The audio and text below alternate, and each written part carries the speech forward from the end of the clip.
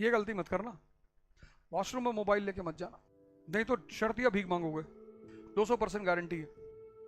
कहीं तो शांति से बैठो, कहीं तो इसको रिलैक्स होने दो यार, शांत होने दो।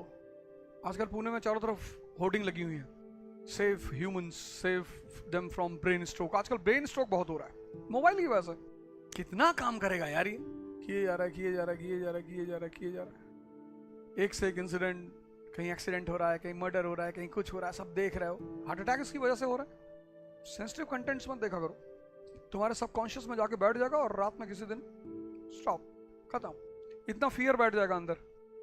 इसीलिए सोशल मीडिया को वार्निंग है कि जहां भी सेंसिटिव कंटेंट है वहां आप लिखेंगे सेंसिटिव कंटेंट है, लेकिन उसका नुकसान ये भी कि सेंसिटिव कंटेंट देख के लोग और देखते हैं।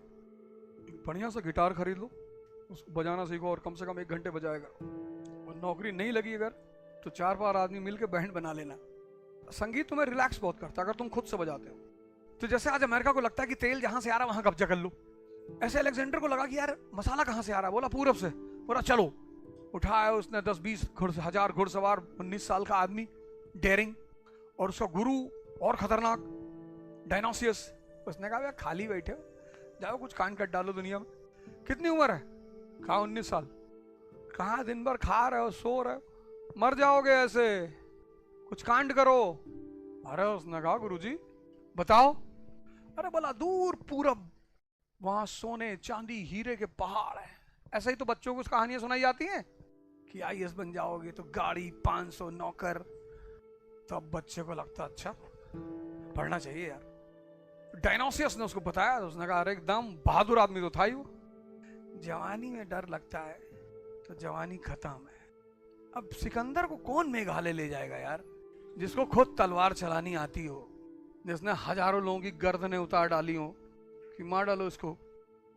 कभी कसाई की दुकान पे जाके खड़े हो ऐसे और उसको काटते हुए देखो, तुमको एक बात पता चलेगा, जो कमजोर है बस वही काटा जाएगा। खड़े हैं बकरे बेचारे, घस इधर पटक दिए, उठा काट डाले। शेर को काट के दिखाओ, पहली हाथ तो बांध नहीं पाओगे। भैया हमारे साथ बदतमीजी कर रहा है, ये मेरे साथ बदतमीजी कर रही है। कैसे? तुमने डर ही नहीं पैदा किया, तुम्हारे पास कोई शक्ति नहीं। तुम दिन भर डीओ लगाए टहल ले, कहीं पेड़ उखाड़ डालो, कहीं ट्रेन आ रही है इसे हाथ लगा के सन्नी देओल की तरह रोक दो तो सामने वाले को डर भी लगे।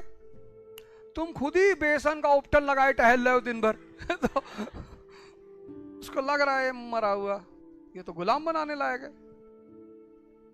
चेंज करो अपने आप को, थोड़ा सा मरो 2-4 महीने, खड़े होके पढ़ो, शिकायत मत करो।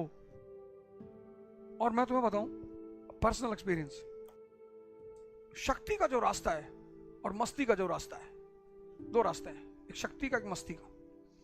शक्ति का जो रास्ता है उसमें शुरुआत में कष्ट है, बिगिनिंग में तुमको लगा यार, लेकिन आधे रास्ते पे तुम जैसे पहुंचोगे ना मजा आने लगेगा। वो पहले दिन जो सुबह 4 बजे उठना कष्ट था ना, वो 2 महीने बाद सुबह 4 बजे उठना मौज बन जाएगी तुम्हारी। और इस रास्ते का जो अंत है वो बहुत खूबसूरत है। अचीवमेंट्स की तो बहुत बौछार, ये लो क्या चाहिए, I want a beautiful wife, एक हाँ ये लो। हस्बैंड भी ऐसा थोड़ी दुखी हो रही थी यार, लड़कियों के लिए कुछ नहीं कह रहा। जैसे जैसे आगे बढ़ते जाओगे ना अचीवमेंट्स खुद ब खुद आना शुरू हो जाएंगी, तुम्हें बुलाने नहीं पड़ेगा। मस्ती का जो रास्ता है वो शुरुआत में बड़ी मौज का रास्ता है। पढ़े हैं, सुबह उठे 4 किलो खाना खा लिए, समाज को दोष दे रहे हैं, सोसाइटी को, कल्चर को, कंट्री को, सिस्टम को, एडमिनिस्ट्रेशन को।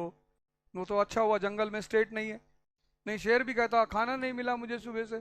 उसके पास ताकत है, वो सुबह उठता, अगर उसको भूख लगती है और दिन में अगर उसने शिकार किया नहीं मिला तो दोपहर में वो किसी पेड़ के नीचे जाके बैठता है और फिर रोर करता है। तो उसकी रोर में इतनी पावर होती है कि जो ऊपर जानवर बंदर अंदर बैठे होते हैं ना बेहोश होकर गिर जाते हैं।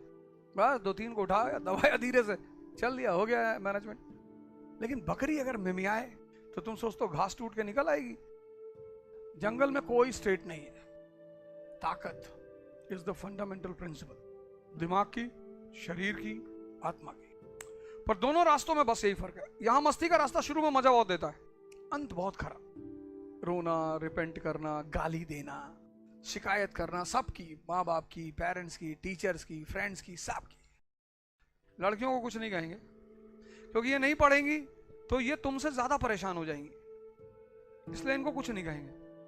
इसलिए नहीं कहेंगे कि मुझे डर लगता है कि ये जाके कंप्लेन करेंगी, करें, इनको इसलिए कुछ नहीं कहेंगे क्योंकि अगर इन्होंने इस समय का इस्तेमाल नहीं किया तो इनकी लाइफ ज्यादा टफ हो जाएगी। इनके पास एक बहुत बड़ी अपॉर्चुनिटी है। लड़कों के लिए तो कोई चुनौती नहीं जिंदगी, नौकरी नहीं लगाई कोई बात, जिम खोल लिया, सिक्योरिटी सर्विसेज शुरू कर दी, बाउंसर बन गए, बॉडी बॉडी बना के खड़े हैं किसी के पीछे, और हालत खराब हो गई, ठेला लगा लिया, आलू आलू बेच रहे। लेकिन हिंदुस्तान के समाज में तुम्हारी स्थिति बहुत खराब हो जाएगी। और प्राइवेट सेक्टर काम नहीं लेता, शोषण करता है। और जिंदगी में एक बार प्राइवेट सेक्टर में काम करना चाहिए, उससे फील आती है कि शोषण का मतलब क्या होता है। एक बार नौकरी करना, जरूर करना प्राइवेट सेक्टर में। ऐसा मजाक में कर लो, किसी घर में झाड़ू पोछे काम कर लो, आएगा कहेगा यहाँ पोछा नहीं लगा है, ये देखो गंदा है, इसको उठा के फिर से पोछो। कुछ घरों में मैंने देखा जब नौका झाड़ू वाड़ू लगाते हैं तो उनमें घरों में ना वो लोग उनके पीछे पीछे से देखते रहते हैं और कोई काम ही नहीं है।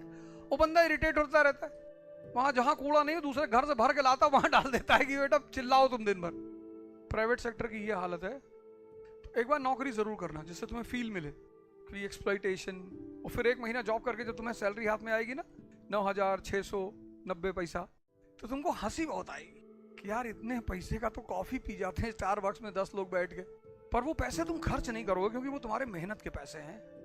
इसलिए यूरोप में जैसे बच्चे 16 साल के होते हैं, पेरेंट्स कहते हैं बाहर जाओ कमाओ, तो जब वो 1 साल कमाते हैं तब उन्हें पता चलता है कि पापा का मतलब क्या होता है। फिर वो लौट के आते हैं फादर्स डे मनाने के लिए। और इसीलिए हमारे यहाँ जरूरत नहीं पड़ती ना, हमारे यहाँ 32 साल का लड़का पापा से पैसा मांग रहा होता है, अपना मांगे तो मांगे, अपनी वाली का भी मांग रहा होता है।